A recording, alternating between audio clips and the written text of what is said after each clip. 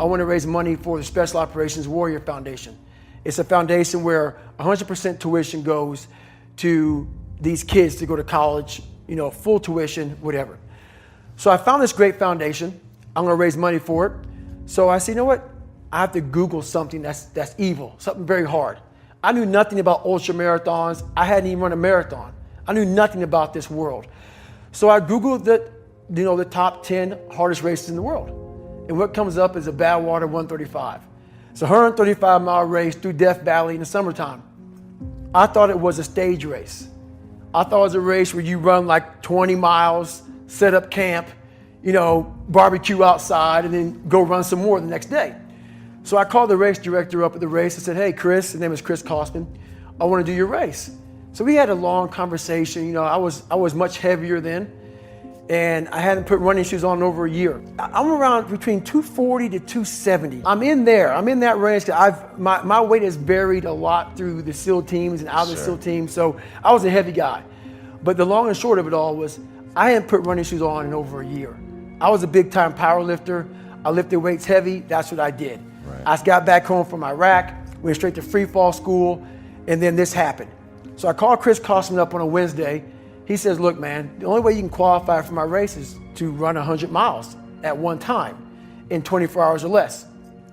There happened to be a race that Saturday, so 4 days later. And he said, if you qualify by running 100 miles or less in 24 hours, I will consider you my race. I'm gonna cut to the chase. I signed up for this race. It's called the San Diego One Day, where you run around a 1 mile track for 24 hours to see how many miles you can get. My goal was 100 miles. So I got to mile 70, and I cleared 70 miles in like 12, 13 hours pretty quickly. But I was done. My feet were broken. I was stress fractures, shin splints, muscles were tearing. I was in bad shape. I was eating Ritz crackers and drinking Mileplex. That's all I had. No water, didn't know what the hell I was doing out there. Had on some tube socks. It was just ridiculous. It was a clown show. So I sat down at mile 70, and at this time I was married. And I look at my wife and I was like, I'm messed up bad. So I literally start to turn white. Here I am, I'm at mile 70, I think I got 30 miles to go. I'm jacked up. I got to go to the bathroom, and the bathroom's like 20 feet from me. It's a porta potty. I can't get out of the chair. So I'm peeing blood down my leg, and I got 30 miles to go. And I can't stand up because my blood pressure's all messed up. I've been in 3 hell weeks, Ranger School, overcome so many obstacles in my life. This last 30 miles of this race is when I realized a human being is not so human anymore. We have the ability to go in such a space if you're willing to suffer, and I mean suffer. Your brain and your body, once connected together, can do anything. And this 30 miles was the life-changing moment. I was out of it. I was in the worst pain in my entire life. I was, to me, on the brink of death. And I was able to chunk this 30 damn miles into small pieces. I was so driven, and I'm not gonna say motivated because motivation's crap. Motivation comes and goes. When you're driven, whatever's in front of you will get destroyed.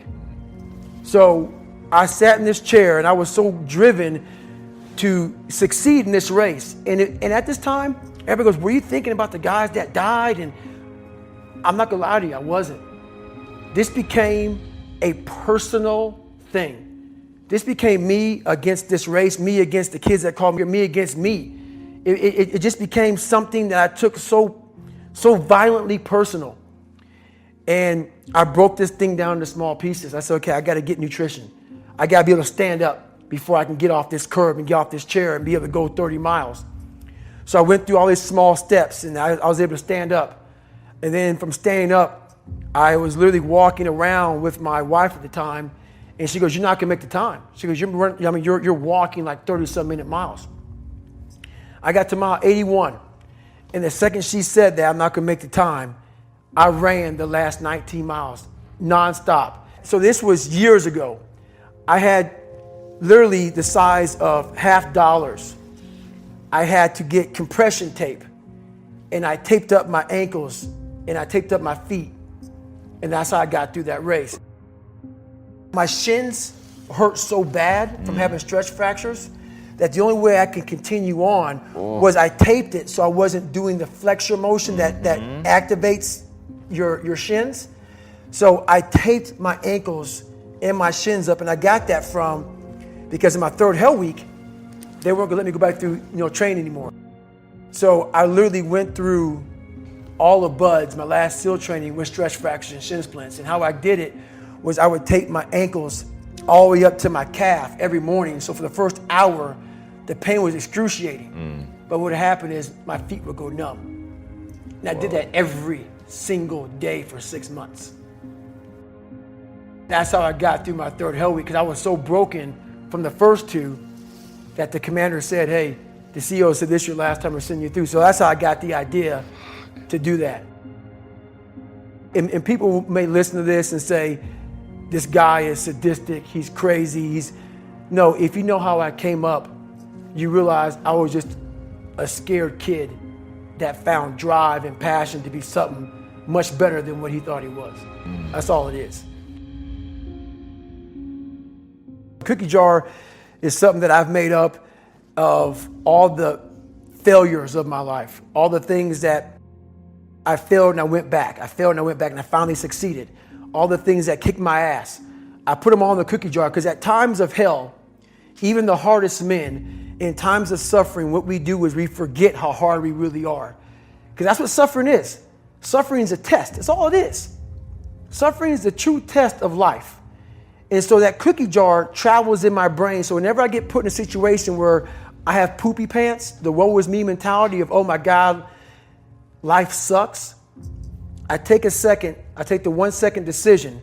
I step out of my life for 1 second, go in the cookie jar, pull up, you were in 3 hell weeks and finished 2. One of those hell weeks, a guy died because it was so bad. Oh, you are a badass.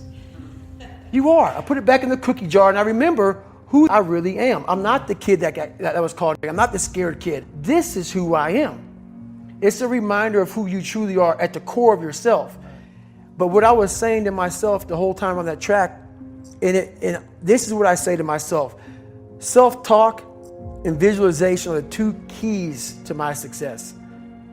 I believed for that last 19 miles, I was indestructible, because I took myself in that chair, crapping up my back, peeing blood down my leg, shin splints, stress fractures. I use all that for motivation versus negativity. I use it for motivation. I said to myself, who on this earth would still be going right now? You are. You are. You gotta be the hardest girl on the planet. Is it true? I don't give a f. At that time, it got me to the finish line of that race. I believed it. I believe it today. I believed it enough to where my body said, he's not gonna stop. I took all the negative things. I need to go to the hospital, this and that. Who the hell could even get out of that chair? You did. Who the hell would even think about taping stretch fractures up? You did. All those things I used for motivation. And in Hell Week, what they do in Hell Week, because this is where I really went to the dark side. What they do in Hell Week is they design Hell Week to find your flaws. And they do a really good job of that. It's 130 hours of continuous training. You may get 2 hours of sleep. And they beat the shit out of you and find everything wrong with your mentality. And then they start Hell Week. And that's the beauty of it. And for me, I'm not some naturally God-given guy. I don't have a great bit of talent in anything. So what got me through horrible times was the dark side. My name is David Goggins. I created Goggins. Goggins is the guy that can take anything you put in front of him. You want to break my legs? So be it. I have a way of going to a place like I did in that race where all the pain and suffering that they put on top of me in Hell Week, I will reverse that pain and suffering, and I will take your soul. So every instructor that put me through buds. My job, what drove me, was I wanted you to go home that night after you beat the living shit out of me and I smiled in your face. I wanted you to feel worse than I did, and you were going home to a nice warm bed with your wife or your kids and a nice meal, and I was still out there in the grip, suffering for another 100 hours. I wanted you to think about me knowing that I'm comfortable being very uncomfortable. And I want you to think about when you went through Hell Week, how uncomfortable you were and how bad you wanted to quit, knowing I'm not thinking that way. So the dark side is something that I've designed. It's an evil place I can go that very few things can hurt me. I use the hurt you're trying to put on me, I flip it upside down and use it. You trying to use it for kryptonite? No, it's power pillars for me. I'm using it for strength. I just flip negative into positive, that's all it is.